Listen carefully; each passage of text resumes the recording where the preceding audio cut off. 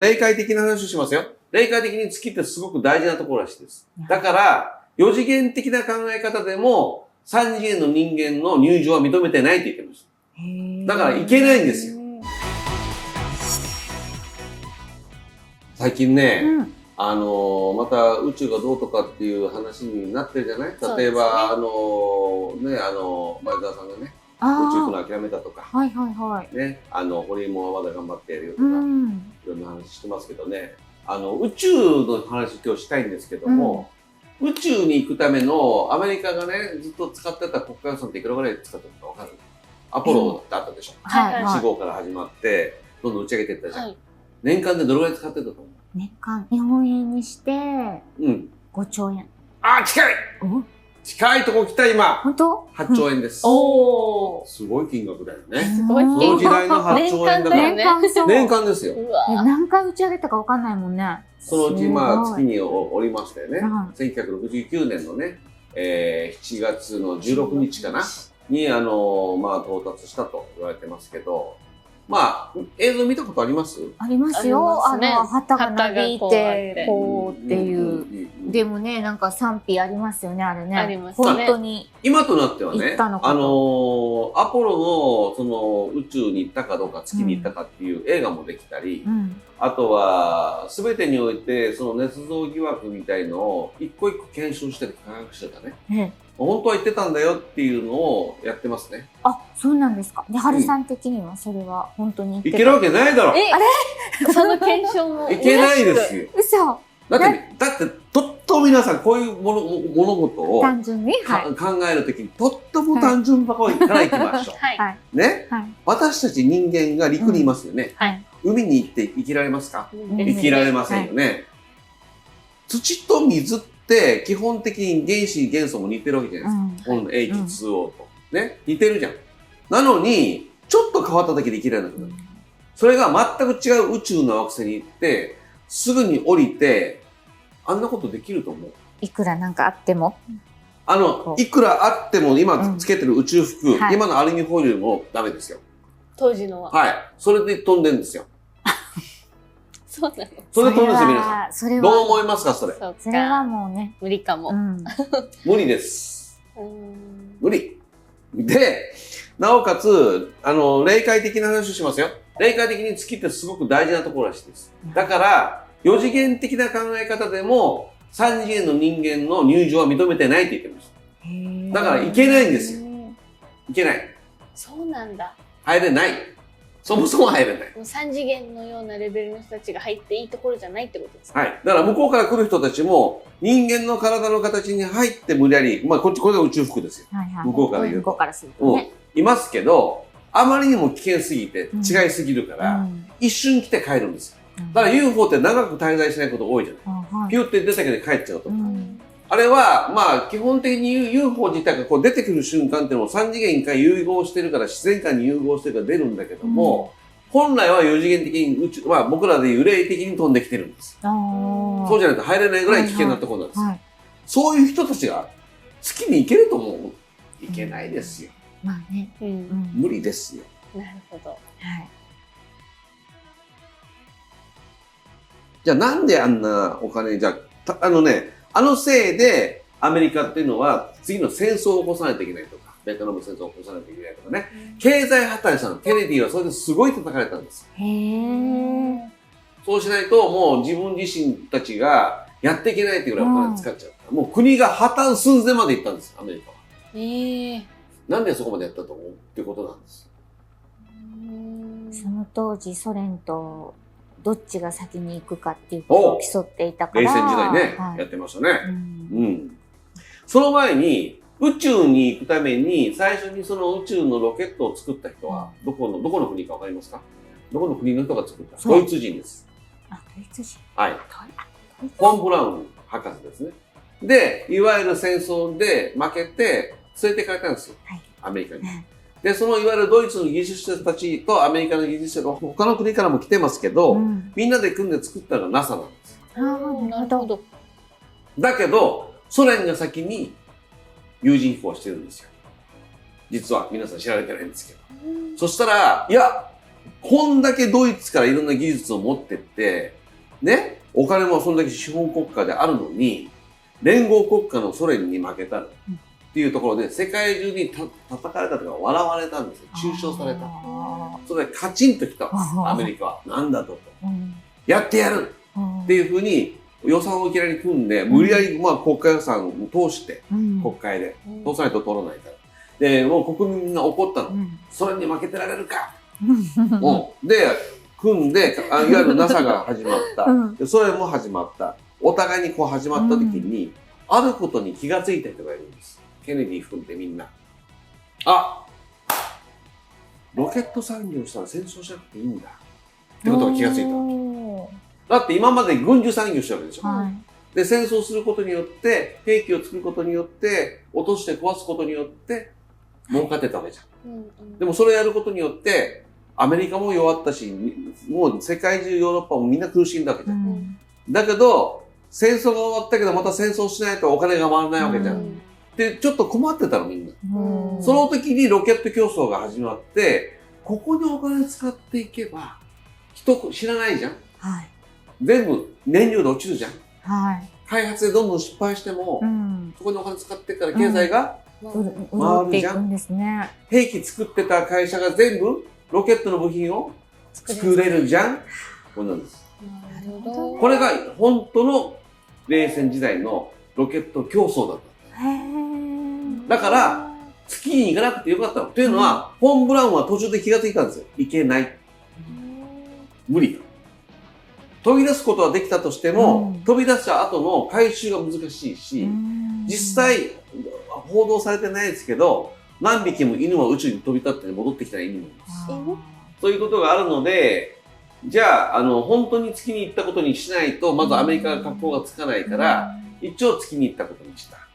だけど、それは、まあ、いわゆる、映画の監督を使ってね、砂漠で撮ったんですよ、実はあれね。妄想ですよ。妄想。怒らないで、俺に。怒らないで。想像ね。想像と妄想入ってます。はい、いいですよ。僕の妄想と想像が知れただけ聞いてください。砂漠にセット作って、映画作っちゃったね。で、それ泣かしただけです。でもそのことによってね、いろんなことを皆さん思われたんだよ。例えば時計、今日僕ロレックスですけど、ロレックスと日本で人気があるのはオメガっていうのがありますね。オメガスピードマスター。これは宇宙飛行士がこれをはめることによって、宇宙に最初に行った時計ってことでオメガはめちゃくちゃ売れたんですよ。そうなんだ。つまり宇宙ビジネスっていうのは、いろんな意味でたくさんのお金を生み出すんですよ。寄付も。こういう商品も売れるし。そうでしょ？だから、まあ、ただ単に戦争しないためだけじゃなくて、いろんなその、なんていうかな、思いとか商品を宇宙に飛ばすことによってってこともできるし、それこそいろんな実験関係もやり始めたよね。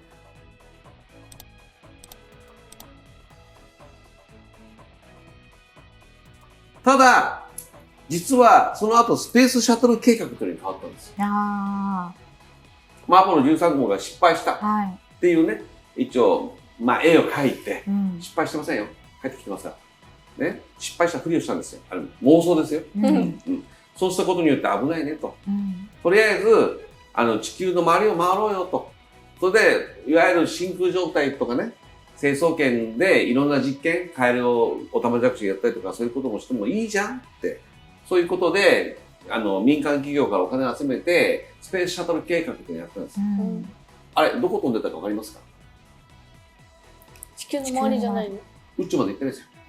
どこ？私たちが認識する宇宙じゃないんです。例えば、私たちの持ってる iPhone あるでしょ？はい。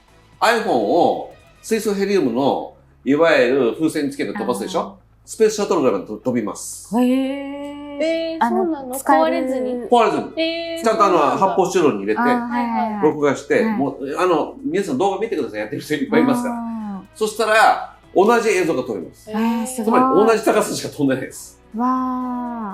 おそらく衛星まで行ってないです。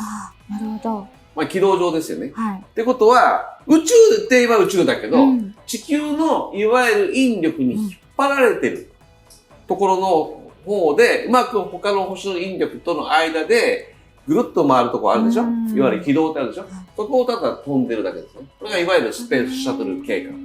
まあ、いわゆる宇宙船にしたら戻ってこれないってことが分かったから、飛行機にしたんだよね。はい、飛行機ですから、最後飛行機で戻ってくる。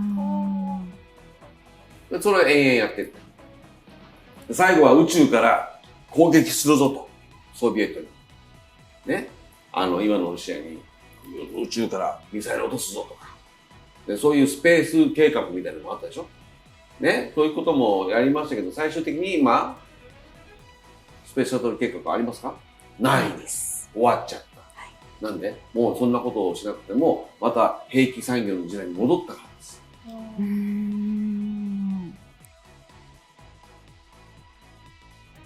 なんで戻っちゃったんですかね、せっかく平和にこう。限界来たんじゃない？もう次のネタがないでしょ。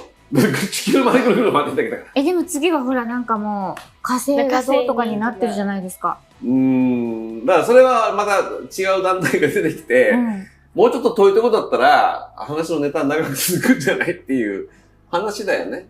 じゃあ火星移住計画とかは実際のところどうなんですか？だからできないって。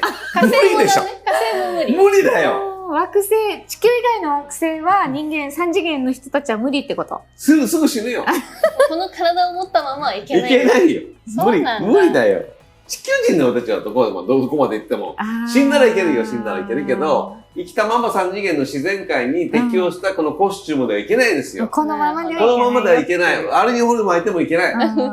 何か繋がってもいけない。無理ですね。難しいですね。まあ、一時的には、例えば10秒とか1分とか2分とかできるかもしれないけど、そこに移住なんていうのもってのほかなんですね、じゃあ。もっと平和なね、その経済効果とね、あれを生み出してずっと続けてほしかったけどね、こんなに。それよりは、だから地球にもうちょっと目向けた方がいいよね。私たちは。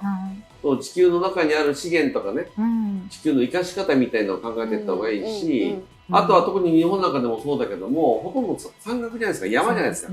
で山だらけで、基本やっぱりその人が住んでる平地が少ないところだから、そういうところのやっぱり開発とかね、そういうところにもうちょっと尽力していく方が良かったんじゃない？目に見えないところの話をして、夢を売ってお金を取るっていうことはもうやめた方がいいと思うよ。ちょっとやりすぎ。やりすぎ。ある意味核兵器とかね、核爆弾も全部そうですよ。例えばアメリカがこんだけ大きい弾道ミサイル持ってるとか、ソ連はいくつも発射基地を持ってるとかっていうふうに競ってたでしょ、一発持ってませんから。第二次世界大戦以降はね。まあもちろんそのビキニ島に撃ったりとか、実験ね、実験の上では水爆実験者やってますけど、でもあんまりそうやりすぎると地震が起きたりとかね、するってことがもう分かっちゃってるので、今まで起きた地震もそういう実験での地震実は多いんですよ。だからあんまり打てなくなっちゃったっていうのがあるから、まあ核の話もどっかの動画でやりましたが、そういうのももう今後なくなるでしょうね。なかなか難しいよね。宇宙行ってみたい？そこだよね。俺飛行機も苦手だから。まあそうだよね。気圧がね、宇宙船から見るぐらいはしてみたいかな。惑星を。おー、夢あるね。なんか着陸ちょっと怖いかも。着陸、現実的だね。何がいるか分かんないしとか思っちゃう。ただやっぱりね、地球に飛んでくる石ってあるよね。隕石とかね。時計でも今メテオライトとかね。ちょうどこれですね。今日やってるね。二人ともお揃いですけどね。メテオライトですね。隕石ついてますけど。そういう、だから未知のね、自分たちの地球にない物質が落ちてきてっていうのは面白いね。面白いよね。確かに確かに。まあでも、実際私たちが見てる星の光っていうのは、もう例えば1光年で言えば、目に届くまで1年かかってるんですよ。ね。8光年とか10光年とかもう10年かかってるっていうことだからね。もうないものがほとんどなんですよね。そうなんですよ。もう皆さん、これ分かってほしいのはね、例えば20光年先の星を、まあ望遠鏡で見たとしますよ。目に映ってますよ。確か20年かかってますよ。自然界では。でも僕らの意識は一瞬で20年先に行きますからね。これすごいよね。この考え方どう？ロマンがある。ロマンあるでしょ？だからそんだけ4次元世界っていうのは、この自然界に対してすごく原始的だってことですよね。原始的な人たちがさ、宇宙に行ったらどうのこうのとか、お目がつけてたとかさ、やめてよ。ぜひでもね、これから先のね、未来のね、宇宙人がやってきて、もしかしたらその地球と宇宙のね、融合みたいなのね、出てくると面白いかもしれませんね。ただ僕の見解はすごく今日みたいにがっかりした人多いかもしれませんけど、はっきり言っときます。地球の人は宇宙には行きません。はい、これが僕の答えです。